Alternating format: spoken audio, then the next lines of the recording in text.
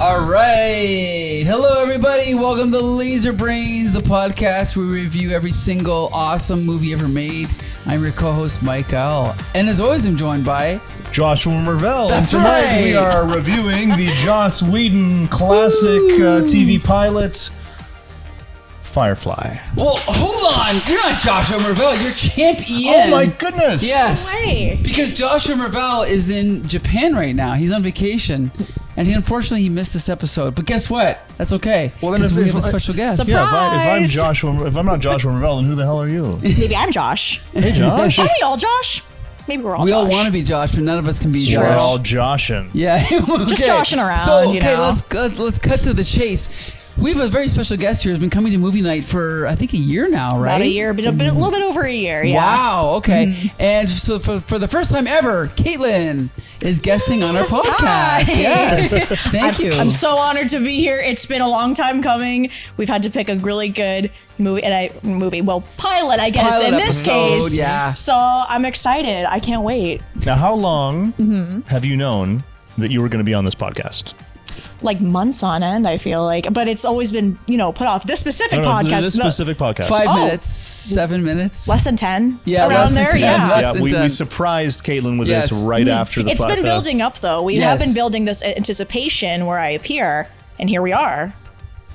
This Better is than it. later. No, this is. It'll be well worth the build up for sure. I'm sure. Oh, I'm sure. So here's the thing: is that we were actually supposed to watch a different movie tonight, Grandma's Boy. Grandma's Boy. Is But that a movie? The people who requested it are in absentia. They're not here. Terrible. They barred themselves. They're gone. So we picked a different movie. And let me tell you, the fans came out tonight. They came out in droves. They came out in droves, okay? And I also have to give a shout out to Joe O'Brien because we talked about doing Firefly movie night at Fog like 10 years ago. And then we also talked about doing Firefly movie night at Snack Bar, Barbecue yeah, with Ian. yeah. Yes. So it's finally come true. We watched the pilot episode, what's the pilot episode actually called? Do you know? Serenity. How do you know this? So I had to look this up Okay. before we showed up because I was like, the pilot of what? Okay. Because I got a text from Nick saying it's the pilot of Firefly. I'm like, the pilot of what? Yeah. Again, never heard of this show. Sure, okay. Don't know how, but then I looked up pilot of Firefly, Sure. and then it came up, it's like Serenity, and I'm like, oh, okay, we're playing with the nice words. So are you saying that you did some research? In that form, yes. Of, hey, this is a show. What does it look like? That's more than we've ever done. Making us I can't look say bad I did right extensive off the bat. essays going into it. Like, you're not going to find me spouting out themes and stuff, but But it's still compared better to our than what we've usual done, yes. research. That is. absolutely. So here's the thing. I'm going to give my quick experience with the show. Okay. So around 2005ish, I go to Blockbuster Video and I'm perusing the aisles looking for something to rent, and I see this movie called Serenity, which is a science fiction film that I rented, and I didn't know what the hell was going on in this movie. Later, I found out that the Serenity, the movie, is the follow-up to this TV show. 14 episodes of Firefly, then they did Serenity. So I basically watched the last episode of the show first. Didn't know what was going on, and so I didn't appreciate it. Then years later, I watched the whole show, and it's one of my favorite shows ever made. I love this show. So Ian, what's your experience with the show? I don't remember exactly how I got into it. Okay. But I had heard about it, like the mumblings of this Rumblings and mumblings. this spectacular Yeah. sci-fi show that was canceled way before its time, and how people were in some circles up in arms that it was canceled because it was just that good. And I heard people saying this, just, it was like a bunch of nerds just, hey, have you seen Firefly? No, nerd. You're Bunch of geeks and dweebs. You're like yeah. the 10th nerd to tell me to watch Firefly. No, I haven't seen it. And then you shoved them into a locker after they And then said I that. shoved them into a locker and I pounded on it. Yeah, And then I went and I high-fived my jock buddies. that's right. We went and smoked cigarettes under the Typical bleachers. Ian. Big bully. Yeah. That was me in high school, let me tell you. But no, I had it recommended to me so often that I resisted watching it. Right? Like nerds trying to push me around, trying to tell me what's up. As someone who's been one of those nerds and has pestered people to watch certain shows, fair enough, honestly. Yeah, you know yeah. what? I'd shove them into a locker too. But after I finally did watch it, I regretted my Acquiesced. actions. What? It was just, this is such a good show. It's so unique. It's something completely unlike anything that I think we've ever seen in sci-fi before or since. I agree. So Caitlin, tell us what your experience with Firefly. So having had no idea except, obviously what the episode is called and just, this is a TV pilot. Knew nothing, knew it was sci-fi maybe, but beyond that, nothing. So here I am. I'm like, there's Nathan Fillion. There's Alan Tudyk or Tudyk. I can't remember. That works. Either way, whichever one, Alan, my guy Alan. And I pointed out to Mitch in the audience as he was on screen. I'm like, that's the guy that voiced the chicken in Moana. Because that's obviously biggest role in his lifetime. It's more research. I'm not sure how to respond to this research. Not research. This is just in the back of my head. Yeah. This is just like it's like pop culture osmosis. Yeah, it's pointing at someone I know and be like, "You're in this. Oh my gosh!" And then having to tell everyone around me. But anyways, in terms with this, I thought I really liked it. I didn't think at first. I was like, don't know how they're really going to get me into this because I'm very particular with my sci-fi. So with this one, I was like, as it goes on, like as you said, it's so unique. You have the sci-fi aspect, but then you would go in like, they're on Whitefall, whatever that, where it's like the desert and stuff. So it's felt westerny at some points. 100%. Yeah. And then, but also there's that with Joss Whedon, that time to like humor. Like I knew he directed Age of Ultron. And so I kind of felt certain points of humor felt kind of like marvelous, but not in a bad way. And in a sense where I'm like, there's a good amount of humor. I can enjoy this. You know what? Like, it's not like nowadays where Marvel will toss in and be like, he's right behind me, isn't he? Sure. Typical lines like that. Yeah. But my overall, I think it very unique for like having just seen it just now. Very unique, as you said. I liked it. I liked it a lot. We'll just give a quick shout out to Joss Whedon. Other than being a total asshole, he started out with he had his career as a screenwriter writing Toy Story 1. Also wrote Alien Resurrection, which is the worst of the quadrilogy, but he hates the movie as well, so I think it was tampered with in post-production. He then went on to create Buffy the Vampire Slayer, Dollhouse, which is a great show. Angel, and then this show, Firefly. Then he did a show called, I think it's called The Nevers. That came out like very recently. Then, of course, he did Avengers 1, Avengers 2, and as well as other things. But I really do think he's a great writer. I really do. Like one of the best writers in popular, entertainment right now.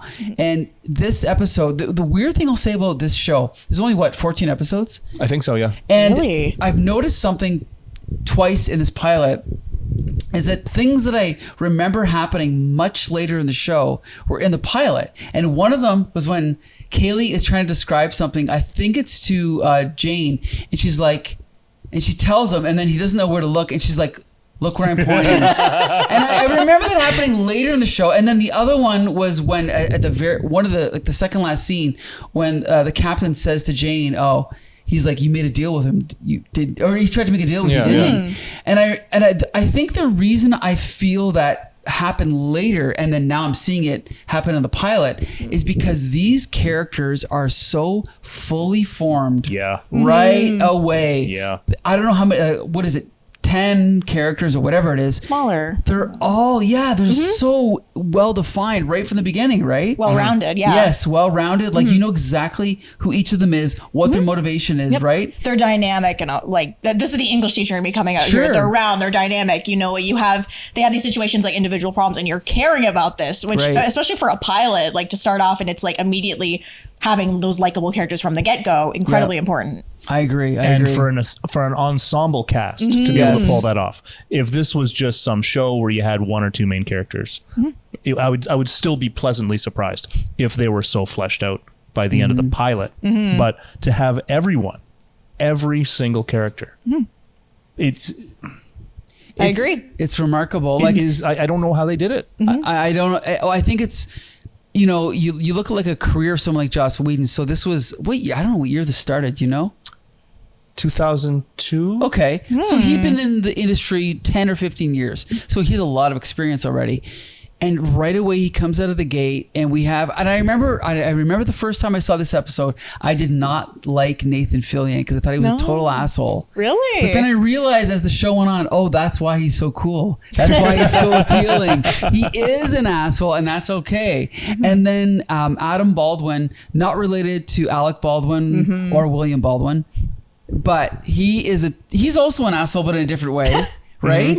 Always kind of challenging the captain, but also deferring to him. Like that great scene when they're sitting at the dinner table. He's like, walk away right now. Yep. And he just gets up and, I love that scene. That's so good. And how the camera just holds on Nathan Fillion as he's getting his meal together. That scene in particular, like, because they're sitting, obviously, they're like having dinner, like, as a family and stuff. It had me thinking, I'm like, it's such like, you see that this like type of relationships among these guys. And it's like, I think Vin Diesel's going to come out behind and be like, family's so important and stuff. That's what I'm thinking. Right. Vin Diesel, I'm like, wait, he's right there. He's right behind me. Yeah, exactly. But I thought it was funny that you mentioned that Joss Whedon had involvement with Toy Story 1. What did he do for that one again? Toy Story 1, yeah.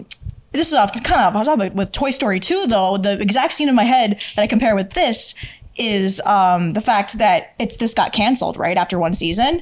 And I'm like that scene where it's like, okay, we'll play the next tape. And it's like, oh, that's it? Come on, let's see the next episode. And they're like, nope. No more for you. Right, right. Interesting. Yeah. Maybe that was, if Joss Whedon didn't write that maybe that was him commenting on the situation. Maybe. Somewhere in there. I guess we'll never know. Or maybe it was whoever wrote the second one just sort of tipping your hat to Joss Whedon. Could be. But okay, so let's, like, we're not going to talk about the plot of this, but like that episode that scene we just mentioned with the table. Wooden table in the middle of a spaceship. Like actual wood. Did you notice that? Like there's so many things. And I think you mentioned, Caitlin, when they go down to that one planet and now all of a sudden it's a Western. Yeah. Right? Yeah. Like the tone, like 100%. That's great because it's so like diverse and like that type of way, but it's smooth. It doesn't feel like it's totally like out of place. At least for me, it didn't feel. I felt like it ran really smoothly with like including details like that. Yes, I agree. And the thing is like we have to give credit to a guy named George Lucas because in Star Wars, he mixed genres, he mixed fantasy and sci-fi and Western, but this show kind of brings it to a next level, I feel like, right? And I think he developed the characters better, but he still dabbled. It's like he can switch genres effortlessly. Like you said, it's very smooth, right? It was brilliant, the way that he combined these two genres, and in a way that is absolutely plausible. When you think about it pragmatically, when you shoot a bunch of people into space and the backstory is that Earth is gone, right? And you had to leave, grab what you can, and we're just going to terraform.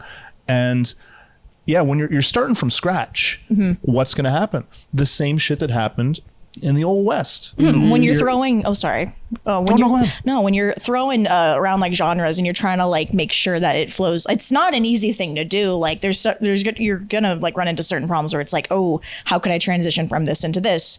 And like you were saying, like just a really splendid job at making sure that they're able to jump back and forth between like, oh, here's the Western rhyme. Oh, but we're still in space. Don't forget, we're still in space. You still have that constantly. And it's shown to us that our traditional ideas of sci-fi, our traditional ideas of space in the future are still there. Yeah. And I like how when we first meet Inara and she flies to meet them, they're both on Persephone, but she's in the city, nice and shiny, clean Persephone. Subtitle says Persephone, and then we pan over to where the ship is, the docks, and it's all just dirty slums.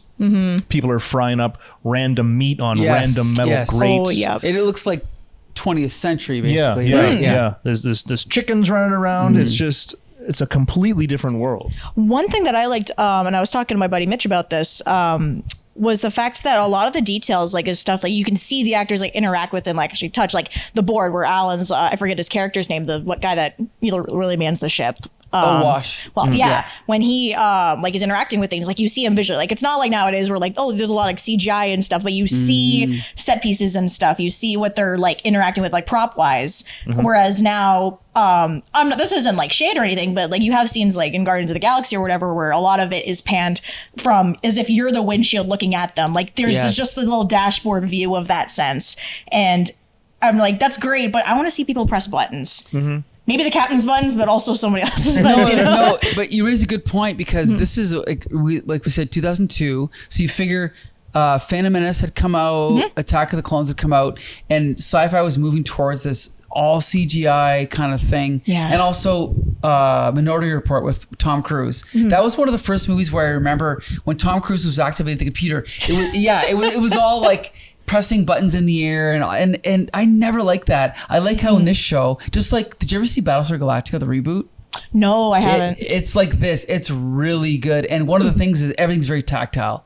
It's all switches and knobs and buttons and dials. And in this show, they not actually, one thing I have to add is that they built the ship to be, I think it's kind of like, it's real. Like when they climb up a ladder and go to a different level, that's like a real set. It's not like it's in a different room. It's the ship is the size of the ship as far as I know. And I think that helps. Right? Oh yeah, I like just having authentic set pieces and like production, like it goes a long way, especially nowadays. Like we learn to appreciate that sort of thing. Right. On a subconscious level, that does register. Right. Yeah, And 100%. like it was used to the opposite effect in films like The Shining, where things don't make Right. sense logically in terms of what room leads to the next. So it's very grounded here, and you can see. Even when you're looking at a silhouette of the ship, you're like, oh, well, that's the bridge up there. And you can see the stairway where they go up and how the passenger dorms are down below. Everyone has to go down ladders to get into their quarters. And also, I noticed that for a sci-fi show, there was a lot of scenes in these small enclosed rooms. Like when, what's the guy they'll lock up? I don't remember his name. The bad guy? Lawrence the Fed. Dobson. Okay, yeah. The Fed. Yeah, the Like, Fed. when he's, like, there's a lot of scenes of him locked up and Jane's talking to him and, you know, things in the kitchen where it's not like Phantom Menace where there's a window with a million things going on. It's just, you know, this little set. They built the set once and then they put the cameras there and then they don't spend any more money. But they have a good script so the audience doesn't notice like you don't miss all of that busyness in the background and that CGI crap. You're just focused on the characters. What's more, without all that background distraction, you can focus on these sets. You can focus on where they are. Good point. And it feels very homey. Yeah.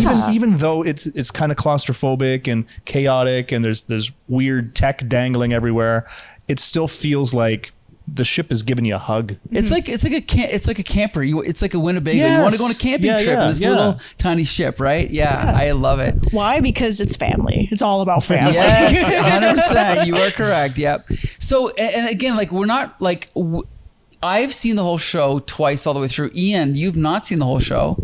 I've seen the first third of it about 1 billion times. Wow, I could not. I've got this. I've got this thing where I started watching it. I wasn't expecting to like it because, you know, nerds. But I saw the first couple episodes and I had to slow down. Because it's so good. Because it's so good. Like, I don't want to binge watch this and then have it be done. And it became this thing where I couldn't watch it until it's like a special occasion or something. So I've gotten maybe 5 episodes in and I've stopped. And I'm like, okay, I got to watch the next one when I'm ready. But I'm not ready yet. Let's watch the pilot again. Jockian was skipping football practice and not shoving nerds in a locker just so he could, just so he could get a good dose of this. So, like, usually we talk about each actor on the show. I mean, I love every character, every actor. Do we need to, Ian? What do you think? Should we? Well, we can talk about like who our favorites are, maybe. Okay, well, let's just say or our favorite character moments.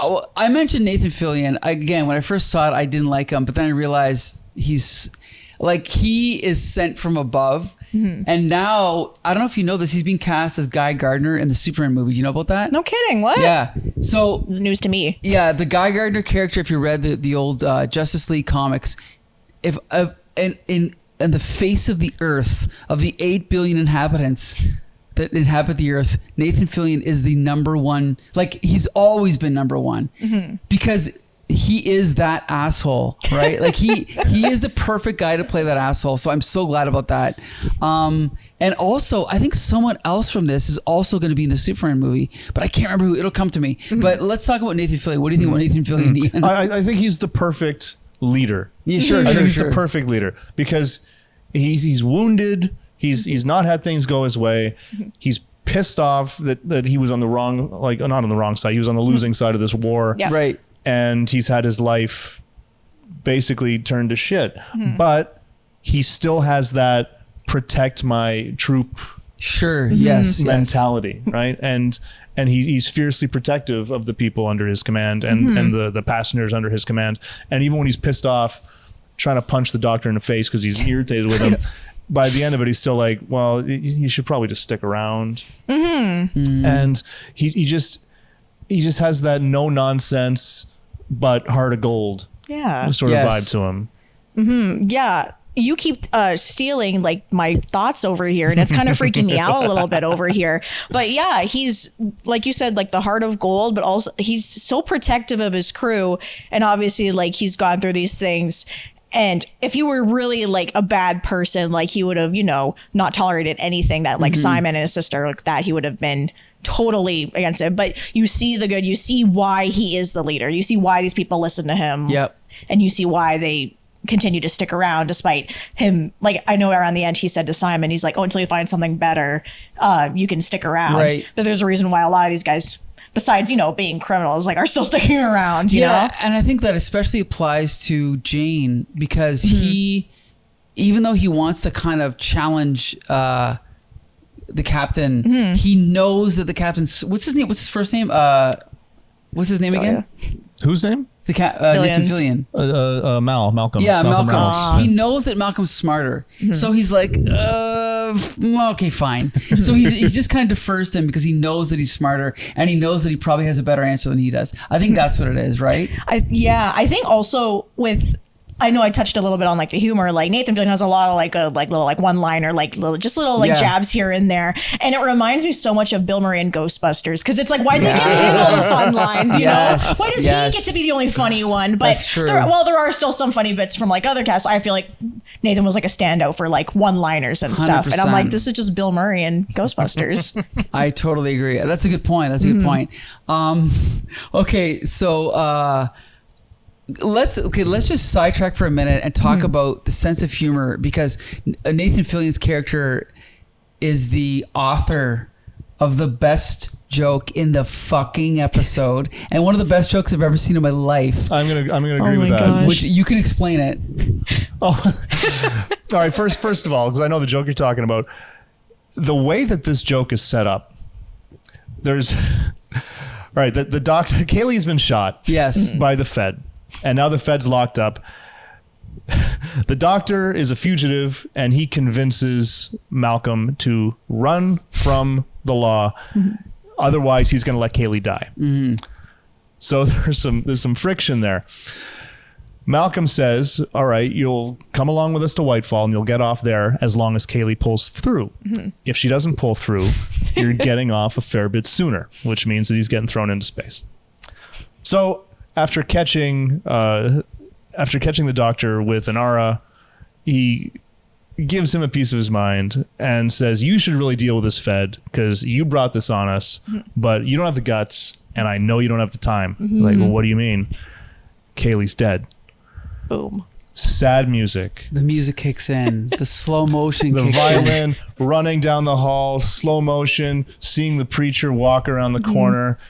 And you're just waiting for this sad, sad moment. And then the camera pans over, and Kaylee's just in bed like, hey, what's up? And then you're psychotic. Hard smash cut to the entire crew, doubled over, laughing in boisterous laughter. Like, what's best about that is like you said, the build up and stuff, but even the scene where Malcolm's talking to Kaylee, like, and she's like, I'm cold, and then he's putting the blanket over. And then the hand kind of goes limp. Going limp. I'm like, what a great build up to a bit. Like, that's commitment right there. And I gotta tell you something too. I've seen that scene maybe 20 times. Sure. Every single time when I get to the Kaylee's dead part, I choke up. I'm like, I know, because dead? You believe it. I know it it's is just brilliant. it's so brilliant. They sell it so well. Yes. but even like I get choked up even though I'm getting ready to laugh. Yes. Right? I have both emotions simultaneously. There are just so many round characters, and Kaylee is like already lovable from the beginning. Yes. And they don't just trick the doctor, they trick you because the slow motion, the sad music, the running, the waiting, like you said, the hand falling down. It's insane, the commitment to that one little gag, right? Is brilliant. Yeah. And I think that's the moment where I realized this show is actual genius. It's genius level writing. Anyway, and there's more. We're gonna have a whole podcast about that one joke. Oh, I know, you're right. Yeah, like that whole. And there's more to come. There's still 13 more episodes, but let's just talk about. Okay, you mentioned Kaylee. I don't remember the actress's name, but she's my Jewel State. Okay, is it no?